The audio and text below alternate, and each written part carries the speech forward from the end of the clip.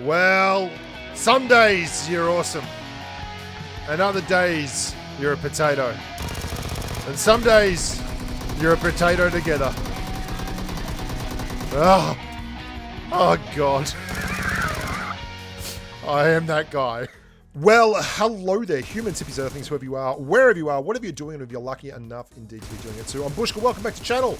And today I'm going to be treating you to a walk through an absolutely in-depth discussion on the M762 and the AKM in a tete-a-tete, a head-a-head, a mano-a-mano, a girlo. It is really about the M762 versus the AKM and which is the better gun, and which I think is the better gun. Now, this is personal preference. And the reason I think these two are so important to talk about is quite simply that they are so similar in their design and their purpose.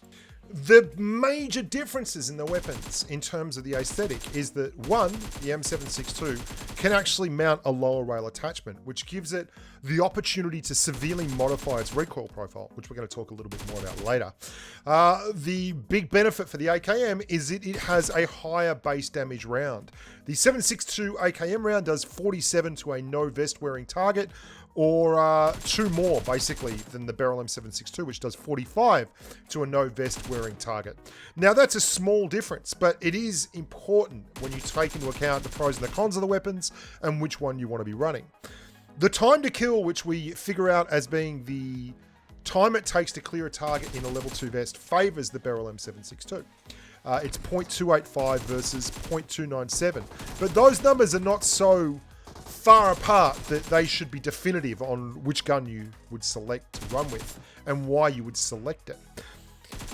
The real important stuff that we're going to talk about is how long it takes to kill people in perfect situations, the recoil on the gun, and what it's used for. And I think it's pretty clear if you've been playing the game for a long while that a lot of people love the AKM. They have a severe crush on the gun. It is a very, very well-storied weapon, both in terms of the real-world history and video games in general. If you've been playing games like I have forever, you'd know that you ran the AK in CS and Counter-Strike in the beta and all that kind of thing. And the M762 doesn't have quite the same kind of pedigree. But it is an absolute monster in its own right, and it has a faster rate of fire than the AK, even if it's only by about 0.05 of a second. It's like 0.10 versus 0.095. It's the same rate of fire that you get on an M416 or a SCAR-L or any of those guns. But what makes the argument so compelling about these two guns is that they're different enough that even though they are the same ammunition types, they are well worth chatting about. Now, what they both do very, very, very well is up close and personal. They are excellent in terms of up close and personal gunfights. If you're in CQC combat, these are better than running a 5.56 AR. They absolutely have the thump factor that you don't get with those guns. The other thing is, if you are in a perfect world and you can land 2 in the chest and 1 in the helmet, the AKM has long been renowned as just godlike because of that ability. What it can do, and I'm going to show you a graph now which will break down a little bit of the perfect scenario for the two guns and let me tell you why I think this is very, very important. A lot of people don't understand this about the Barrel and the AKM. The AKM has a slight damage edge, like 2 damage to a no vest wearing target, which is not a lot. It's less than 5%. It's like 4%. And what that means is that although the AKM has this wonderful track record of clearing level 3 vests and helmets in 2 chest shots and 1 headshot, so does the Barrel M762. It will clear those targets at exactly the same, in exactly the same amount of rounds as an AKM will. And what's even scarier is if we look at the amount of rounds it takes to just clear these particular bits of armor, then you will see that they're still much better than, say, a 5.56 AR, but they're exactly the same for the AKM and the Barrel. So you have a gun that fires ever so slightly faster and takes the same amount of rounds to clear the same amount of targets. You've got to give the advantage to the Barrel. Like, it is a better gun in terms of rate of fire, so it has to be a better gun in terms of clearing a target. It's ever so slight, but it's important. About the only time it will be in the AKM's advantage is if someone has just healed up from a fight, is at 75 health and they're wearing a level 1 helmet, in which case the AKM can one-shot that level 1 helmet and the barrel can't. But that's it. Now let's chat about the recoil, because this is really, really important. And I spent so much time on the range working out the recoil patterns of these guns, and the recoil is incredibly important because this is literally where the rubber meets the road and we find out which gun is going to be better to use for you.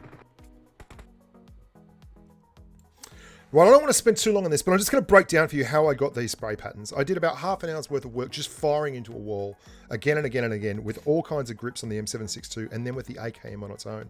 And my recency bias with that was that the angled was really, really good. So then I left the game to go and edit those sprays and I realized, hey, I didn't press record. So more fool me. So then I went back in and did it all over again. Now, that crazy spray pattern right there, which is the angled foregrip, blew me away. I was not prepared for that to be easily the best grip to use with the barrel M762. But this section here is absolutely incredible for the barrel. That is phenomenal. And it's one of the reasons why I really edged towards the barrel after doing these tests. This is the AK. Both guns are running a compensator. Look at the AK spray pattern. That is 10 sprays from the AK. That's the 10 sprays I recorded in my last session in the training grounds. And they are wild. The AK is absolutely loose when it comes to controlling spray.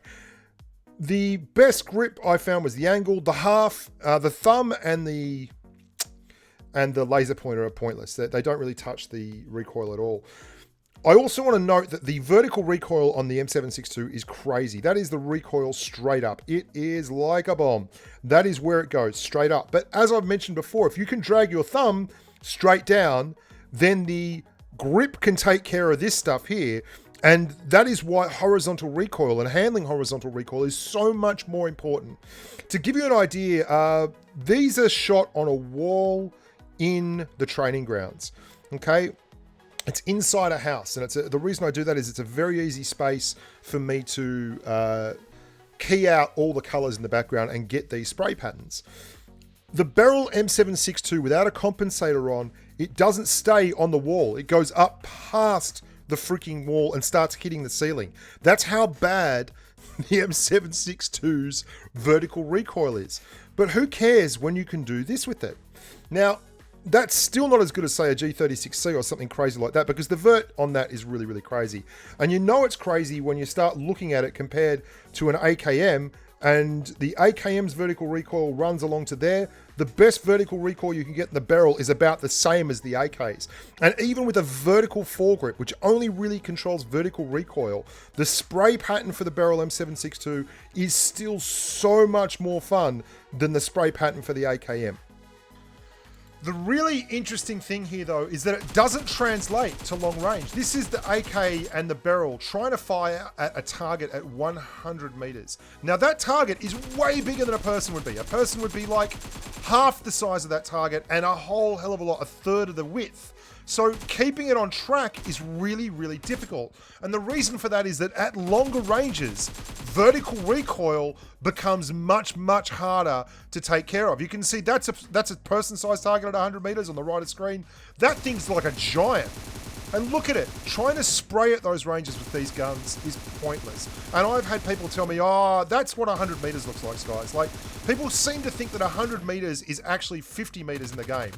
This is with a G36C. I mean, you can see why people run 5.56 ARs and spray with 3 times. Look at the difference between the performances of the gun.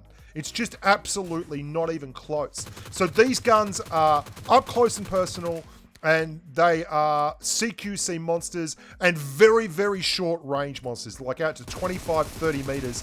That's reliable. Doing them at any kind of longer range than that, especially without the perfect grip for it, is just terrible. So I would run it with an angled foregrip, the barrel, and I'd run the AKM always with a compensator. If you took these guns and you went out into the real world and started running them like this as a DMR, I mean, it's bad. It's bad. That's 300 meters, right? That's crazy with a 6x scope. And the recoil and the kick on these guns is just stupidly strong. And they're not good at this. People tell me all the time I use these guns for this. Like, good on you. Like, that's great. I can drive from A to B in a go-kart. It doesn't mean that it's as good at doing it as a Maserati. This is basically what we're talking about here. If you want to do this and you want a single tap gun that you can tap really fast and it does the same kind of damage, get a Mini 14. It does the same base damage as a barrel, has a much better shell velocity, and doesn't have any of the recoil. Color me surprised. Like, yeah, so AKM versus barrel M762, I'll be running the barrel. It's better. It's just better. Kills faster, is able to mount that lower rail attachment, and in a perfect world, when you've got an angled and a compensator, it's a better gun. The AK is very easy though. You just walk up, pick it up, and it's still going to do nasty things to good people. I'm Bushka. Thank you so much for watching, guys. Look after yourselves. Hope you enjoyed that one. It took a lot of time to get working and get done. There was a lot of moving parts involved in this one, and I want to thank everyone who helped me out in the training rooms with the damage numbers and all that kind of stuff. You can see bullet drop and everything like that. This is terrible for sniping. Until next time, look after yourselves and stay safe on the battlefield. Bye for now.